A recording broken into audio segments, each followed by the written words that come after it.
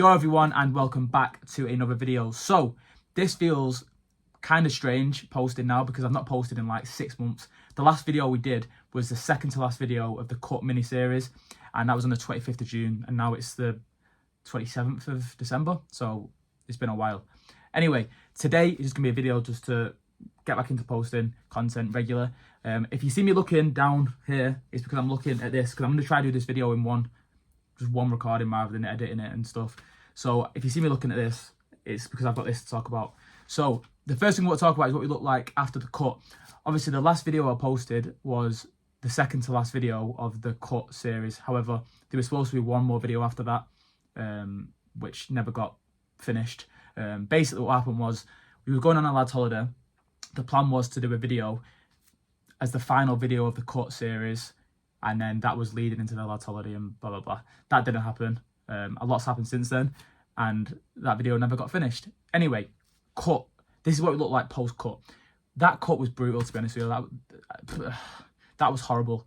We ended up being on like 1,600, 1,700 calories a day, and we was eating like 200 plus grams of protein, basically no carbs and a bit of fats as well. It was just a nightmare. The effects that has on you, not even physically, obviously I look sick, I look in good shape, but the effects it has on your mental state is bad. Like, you're just so tired all the time, your moods are bad, you just feel like shit all the time, and it's not ideal. Obviously you look sick, but you have the negative effects of it anyway. So yeah, what happens with me every single time I cut is I end up losing motivation to train. It happened last year. I did the cut for the summer holidays.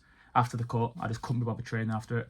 This time, a similar thing happened. There was other circumstances as well which stopped me training, but again, lost motivation, didn't want to train. And I'd love to know the reason behind that. I don't know if it's because I've got in sick shape and then it's a process of going through all the hard work, and what's the result? Just looking good for a week. Is it worth it? But anyway, so yeah, right now I'm kind of in a state of trying to get back to where I was post-cut, because from July till now, I haven't really posted content. I haven't posted on YouTube at all. I posted now and then on TikTok and Instagram, but not consistently. So I'm trying to get back into the groove of posting regularly. Another thing I was talking to my mate about the other day actually was the whole idea of being an online coach. If you're someone's online coach and you're supporting them through their journey, they're going to be accountable to you. But the way I was training, well, I wasn't training at all, because I wasn't being accountable to myself. How can someone be accountable to me if I can't do it for myself, if that makes sense? So I was kind of just sat there thinking, I can't promote being an online coach when I've not trained for 6 months and I've not dieted for 6 months. I'm in okay shape now. I could be a lot better shape. I'm in okay shape just because of what I look like naturally. But yeah, I just kind of was wondering, like, can I do it? Can I just sell a service when I'm not doing it for myself? So that was one thing I was thinking about as well. So when I say I've not trained, I have trained, but I haven't trained properly, to be honest with you. Before the cut, I was training like 6 times a week, tracking every single ounce of food, literally measuring and weighing every single thing to perfection, and it had to be right. Whereas now, I've genuinely not tracked. I've not used MyFitnessPal for 6 months, honestly. Training wise, I've trained like probably 3-4 times a week. I know that might be good for some people, but I'm comparing myself to what I was like previously, which was bang on. So now it's kind of been like 3-4 times a week. I haven't trained legs in months. There was a reason for that. I didn't just sack it off because I couldn't be bothered. I had a little knee injury because of running, because I've been trying to do other things as well, not just lifting weights. I had a knee injury, and then now I've got sort of like a pain in the back of my knee on the other leg. So I haven't trained legs in 6 months. So the last leg session I did was probably before we went to Portugal, which is mad. So yeah, don't skip legs. The other thing I wanted to talk about was the way that I train now. It's nowhere near as optimal as it used to be. I used to make sure everything was optimal. The exercise selection, the training intensity, the tempo, everything was perfect. Now I'm kind of just training I'm trying to enjoy training, trying to get back into enjoying training. So if I'm just going and training till failure on every set, I'm not really too fussed about what exercises that I'm doing. Like I went back to doing barbell rows and pull-ups and bench press with the actual barbell, which I would never do before because it's not optimal. But I'm just doing stuff that was trying to make me enjoy training again.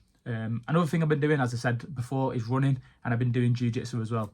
Because I've always said after my cut I want to do some sort of martial art, so I've been doing that, and that's been fun. The past few weeks I have been trying to track my actual lifts in the gym. As I said, I've not tracked in months and months and months, but I've been trying to get back into it again because I don't go consistently the same day or the same split every time. What I've been doing is just writing, like for example, dumbbell bench press, and then I'll just write the weight and the reps and the sets. And then next time I come to do a chest session, which I'm doing today actually, next time I come to do a chest session, if I want to do dumbbells, then I'll just look back at what exercise I did last and what I got in terms of weights and reps. So that's what I've been doing. So yeah, the reason why I wasn't really going to talk about this, but the reason why I haven't been posting was because I had some personal relationships going on that went a bit downhill. So that's why I probably lost a bit of motivation to post. But they're all excuses. You can't just slack off, because if you do, you're not going to help yourself.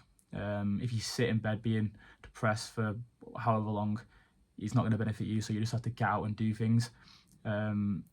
Gym helps massively with everything in terms of like mental health, stress. I don't really get stressed, but if you've got stuff going on like in your personal life, then gym is literally essential. Like it's a lifesaver, honestly. If you're feeling shit, go to the gym. If you're feeling depressed, go to the gym. If you're feeling sad, go to the gym. If you're feeling happy, go to the gym. Gym just makes everything better. And that's not just going to the gym, but it's exercise in general. Like even going for a walk, going for a run. Another good thing you can do if you're feeling shit is go for a walk with your mates, because you get a double hit of dopamine. Is that the right word? Obviously you get the hit from getting outdoors, walking, exercising, but then you also get the hit from talking to your mates as well. So that's another thing you can help. To be honest with you, before July, I didn't believe in mental health at all. Like, I know that sounds a bit mad to say, but I just didn't experience it, so I didn't believe in it or think it was a thing. But obviously stuff's happened, and it's just shown me how much exercising and gym can help. Obviously it's funny that Sam Sulek's on right there, but even watching people train and watching them talk about stuff like similar things helps a lot. So yeah, that's just another thing I want to talk about very quickly as well, just to brush over. So 2023 reflection, looking back on this year, has it been the best year? No, but you got to think about what good things have happened this year. And for me, obviously we had the whole cut series, which actually was my first, probably the biggest videos that I did. I know it only got one of them got 600 views. That was the highest I've had. So that's a positive. I just wish I carried on posting after that, which I didn't. But in 2024, that's the plan, to keep consistently posting every week and then try and just expand pretty much.